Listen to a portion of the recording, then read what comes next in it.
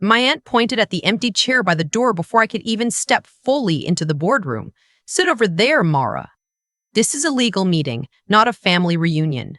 She didn't look up from her phone when she said it. My cousin Derek laughed from the head of the table, leaning back in his leather chair like he'd already won something. She can take notes, he said. That's about her speed. I walked to the chair by the door. I sat down. I opened my notebook, and I checked the small analog watch on my wrist, the one my grandmother gave me the Christmas before she got sick. 6 minutes. The estate lawyer they'd hired, Mr. Caldwell, would walk through that door in 6 minutes. What Derek and my aunt did not know was that I had spoken to Mr. Bister Caldwell 3 days ago, not as a grieving granddaughter, as a client. Let me tell you how we got here. My grandmother, Evelyn, built everything herself. She came to Ontario from small-town Nova Scotia at 19 with $200 and a sewing kit. She started alterations out of her apartment on Bloor Street, then opened a shop, then bought the building the shop was in. By the time I was born, she owned 4 commercial properties in Toronto and 1 rental house in Hamilton. She was not a wealthy woman by Bay Street standards, but she was the kind of woman who understood that a piece of paper with your name on it was worth more than any promise made at a dinner table. She also understood her son. My Uncle Robert, Derek's father, had her charm and none of her discipline. He borrowed money the way other people borrowed library books, casually, with no real intention of returning it on time. Robert died of a heart attack 3 years ago, leaving behind Derek a mountain of personal debt and the unshakable belief, passed down from mother to son, that the family money was eventually coming to him anyway. Derek had inherited his father's confidence without any of the underlying ability that occasionally made Robert useful. He was 34, lived in a condo in Mississauga his mother partially subsidized, and described himself at parties as an entrepreneur, which meant he had launched 4 different ventures: a meal prep delivery service, a sneaker resale operation, a drop-shipping business, and most recently a real estate investment group, each of which had collapsed within 18 months of launch. His mother, my Aunt Patricia, was Robert's widow and Derek's most devoted enabler. She was not a cruel woman in the way that word usually means. She didn't enjoy watching people suffer, but she had spent 30 years organizing her world around her son's potential, and that investment had calcified into something indistinguishable from cruelty. She could not see Derek clearly anymore. She saw only the version of him she had decided to believe in. And me. I was Evelyn's other grandchild. My mother was Evelyn's daughter, the one who married a schoolteacher and moved to Guelph and did not ask for money and therefore, in the family accounting, did not count. My mother died when I was 17. After that, my grandmother took me in quietly, without ceremony. She paid my tuition at Western without telling anyone. She taught me to read a balance sheet the same way she had taught herself, sitting at the kitchen table with a cup of tea and no patience for confusion. When I graduated and moved to Toronto and got a job at a boutique financial restructuring firm, she told me, "Good, now you know how to protect yourself." I thought she meant professionally. She meant everything. Evelyn died in February. Pancreatic cancer, very fast, 6 weeks from diagnosis to the end. In those 6 weeks, Derek visited twice. I was there every day after work. I brought her soup from the Vietnamese place on College Street that she liked, even though she told me it was too spicy. I read to her from the biography of Agnes MacPhail she'd been working through since November. I held her hand when she was too tired to talk, and I told her about my cases, about the companies I was helping restructure, about the mechanics of distressed debt, because she liked understanding how things worked even when she no longer had the energy to respond. On the last day she was lucid, she pressed my hand and said, very clearly, "You know what I built. Don't let them take it." I told her I understood. I did not fully understand until 3 days later when her lawyer called and told me that Patricia had already contacted the estate office and was claiming power of attorney documentation that predated the will. The document Patricia produced was dated 14 months before Evelyn's death. It named Patricia as Evelyn's primary decision-maker in matters of property and finance. If it was valid, it didn't just affect the will. It potentially gave Patricia authority over transactions Evelyn had made in the months prior, including a significant one. Patricia's lawyer argued that Evelyn had not been of sound mind during that period, that her decisions were compromised, and that Derek should be recognized as the primary beneficiary of the estate. The will Evelyn had filed with her own lawyer told a very different story. It was clear, witnessed properly, updated 8 months ago. It distributed the commercial properties into a trust. It named me as trustee. But Patricia had found a document, and Derek had a lawyer, and lawyers cost money and time, and Patricia was betting that I would run out of both before she did. She had not checked what I did for a living. In my work, I deal with distressed assets, businesses and properties that are bleeding value, tangled in debt, circling toward insolvency. Part of that work means understanding when the liability side of a ledger is the actual point of leverage. I had spent 5 years learning how debt worked, who held it, and what you could do when you acquired it. 3 weeks after Evelyn died, I started looking very carefully at Derek's real estate investment group. What I found was not surprising, but it was useful. Derek's group had taken on a substantial private mortgage from a secondary lender, a company called Northgate Capital, to fund what he was calling a pre-construction investment opportunity in Brampton. The opportunity had not materialized. The mortgage payments had stopped 6 months ago. Northgate Capital was now a creditor, was a deteriorating asset and very limited auctions. I called Northgate on a Tuesday morning. I did not call them as a family member. I called them as a restructuring specialist who had identified a distressed note they might want to offload at a discount. We talked for 40 minutes. By Thursday, my holding company had purchased Derek's debt from Northgate Capital for 62 cents on the dollar. I was now Derek's creditor. His investment group owed me, technically, owed my company, just under $240,000. And because of the way the note was structured, I had the right to call it at any time with 60 days' notice. I had not called it yet. The estate dispute was still moving through the courts, slow and expensive and exhausting in the specific way that legal processes are designed to be exhausting for people without resources. Patricia's strategy was delay, file motions, request document reviews, challenge Evelyn's capacity, make it costly enough that I would settle for something smaller than what the will actually said. It was not a bad strategy if your opponent was someone who needed the money now. I did not need it now, but I had a meeting to attend. Patricia had called a family meeting. That was how she framed it, a family meeting with the estate lawyer present to discuss the possibility of a mediated settlement. She sent the invitation to my email with a subject line that read, Evelyn's wishes, finding a path forward. Derek had called me separately the night before and told me that the sensible thing would be for me to accept a cash buyout of my trustee role, take a fixed sum, and let the family manage the estate as a unit. He said Evelyn would have wanted peace. He said it in the tone of a man who had never once considered what Evelyn would have actually wanted. I told him I would be at the meeting. I arrived 8 minutes early. The meeting was in a rented boardroom at a WeWork on King Street. Patricia's idea. Neutral ground, she'd said, though she had chosen it and arranged it and already had her lawyer present when I walked in. There were water glasses on the table. Patricia pointed at the chair by the door and told me to sit there. Derek told me I could take notes. I sat. I opened my notebook. I waited. Mr. Caldwell arrived at exactly the time Patricia had set. He was a thin man in his late 50s, careful and precise in the way of someone who had spent decades watching families argue over money. He set his briefcase on the table and nodded to the room without warmth. Patricia thanked him for coming. Derek sat up straighter. Patricia opened the meeting by explaining that her goal was resolution. She said the estate had become unnecessarily complicated by the challenge to her power of attorney documentation, and that rather than allowing legal costs to consume the assets Evelyn had worked so hard to build, the family should come together around a practical solution. The practical solution she proposed was that the trustee role established in the will should be dissolved. The properties should be sold. The proceeds should be sold. The proceeds should be split, with the majority going to Derek as the primary descendant of Robert, Evelyn's son. I would receive a smaller percentage in acknowledgement of our relationship with Evelyn. She said all of this smoothly and without looking at me. Derek nodded along. His lawyer, a compact man named Reeves, clicked his pen 3 times. When she finished, I said, "Before we talk about the settlement, I want to make sure everyone has the right information."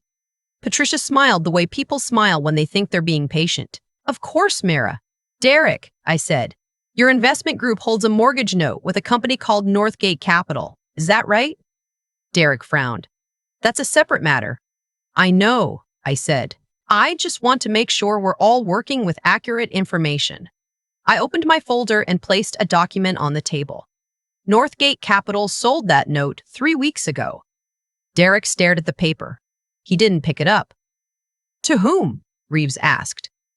I said the name of my holding company. Silence. The specific kind of silence that enters a room when the shape of something changes and no one is ready to acknowledge it yet. Patricia looked at Derek. Derek looked at Reeves. Reeves looked at the document. That's irrelevant to these proceedings, Reeves said. It might be, I said. I just thought Derek should know, since I have the right to call the note at any time with 60 days' notice. $238,000. I paused. That's a lot to find in 2 months. Derek's jaw tightened. You can't, this is a family meeting. You're right, I said. That's why I'm bringing it up here instead of through a formal notice. I want to be transparent. Patricia's composure held, but only just. Mara, I don't know what you think you're doing, but this is not the time or the place. Actually, I said, I think it's exactly the time. I placed a second document on the table. This is an independent assessment of Evelyn's cognitive function conducted by her attending physician and a separate geriatric specialist, both sworn. It was completed 4 months before she died. Her capacity was assessed as fully intact. It directly addresses the timeline your power of attorney claim depends on. Mr. Caldwell reached forward and picked up the document. He read the first page. He did not put it down. There's a third document, I said. It's a forensic review of the power of attorney paperwork Patricia filed, specifically the witness signatures. I slid it across the table. One of the witnesses listed was in Vancouver on the date the document was signed. I have his flight records and his employer's attendance log. The room was very still. Reeves put down his pen. Patricia's face did something complicated. She looked at her own lawyer, and the look her own lawyer gave her back was not the look of a man who was going to stand up and argue. Derek stood up. His chair scraped against the floor loudly. This is insane. She came in here she set this whole thing up. Mom, this is what she does. She restructures things. She buys debt and strips. Sit down, Derek, Mr. Caldwell said quietly. Derek did not sit down. She works for a company that buys failing businesses and tears them apart. That's who she is. That's what she's doing to our family. I looked at him.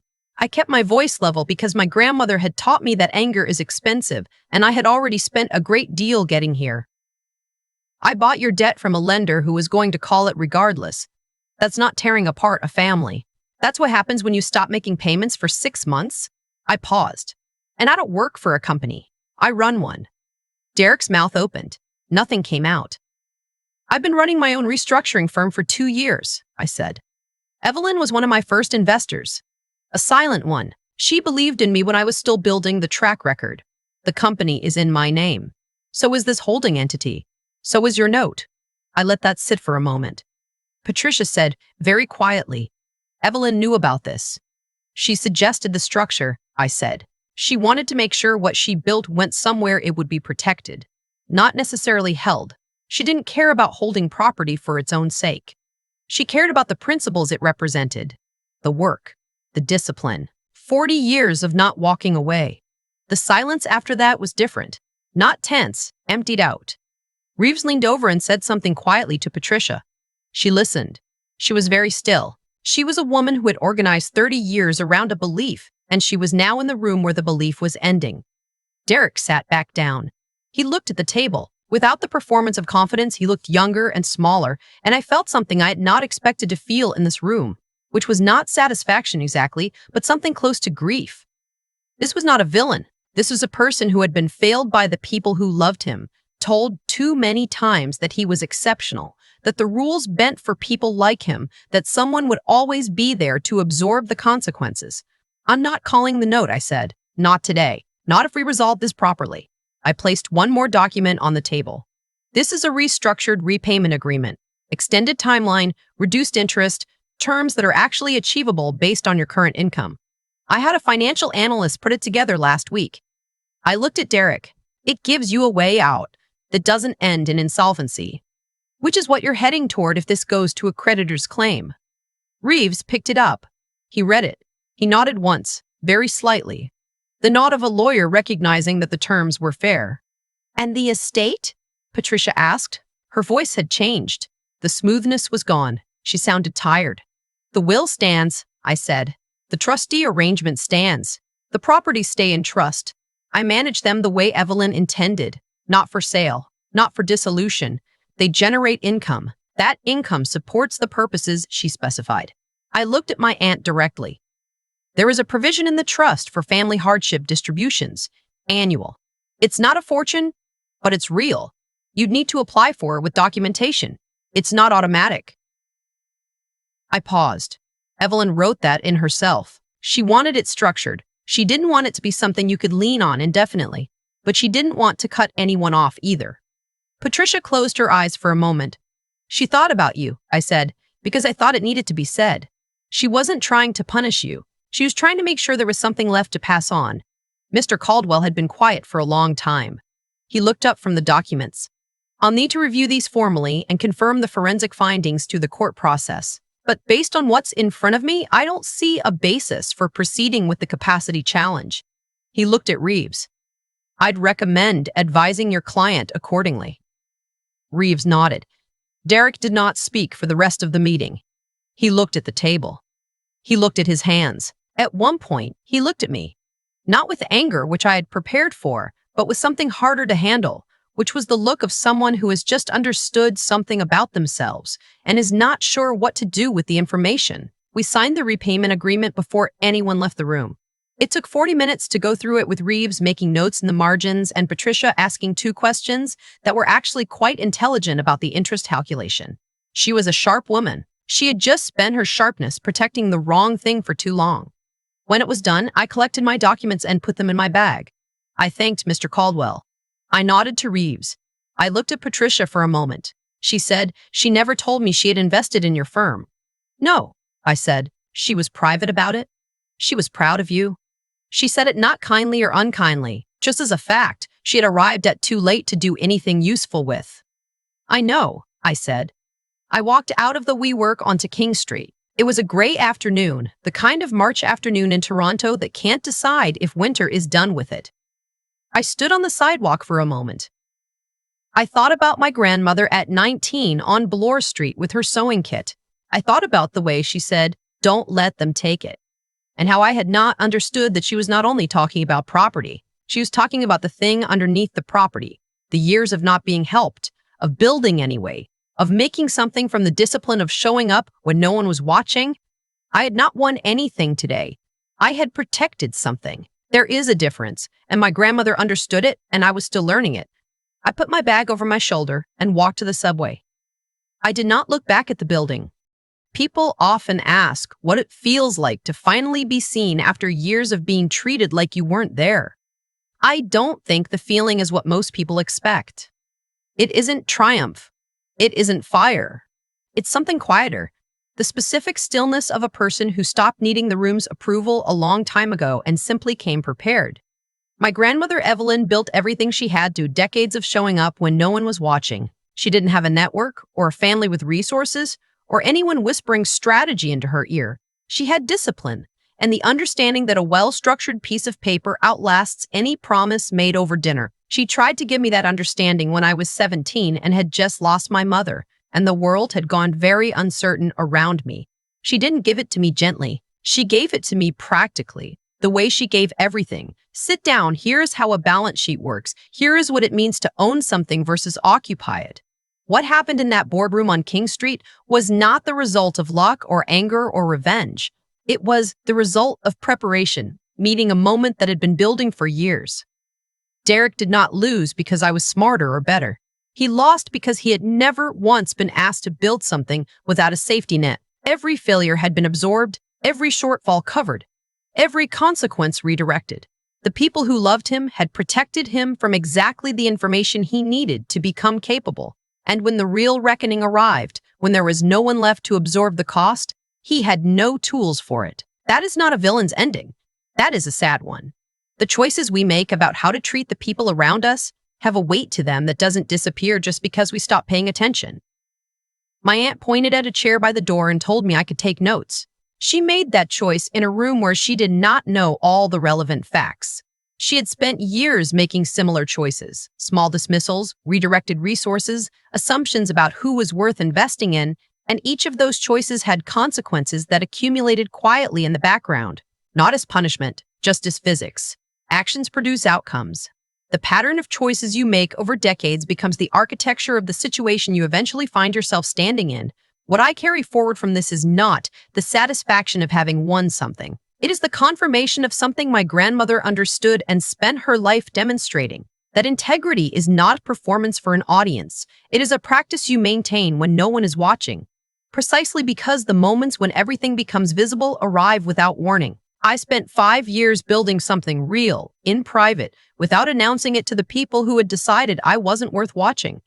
I did that not to prepare a surprise. I did that because it was the right way to build. The walk to the subway that afternoon felt like the end of something I had been carrying for a long time. Not a grudge. I want to be clear about that. A weight. The weight of being defined by other people's limited imagination of who you were. I put it down in that room, and I left it there. My grandmother would not have wanted a dramatic scene. She would have wanted the paperwork done correctly. She would have wanted the properties protected. She would have wanted the thing she built to outlast the argument about who deserved it. It will.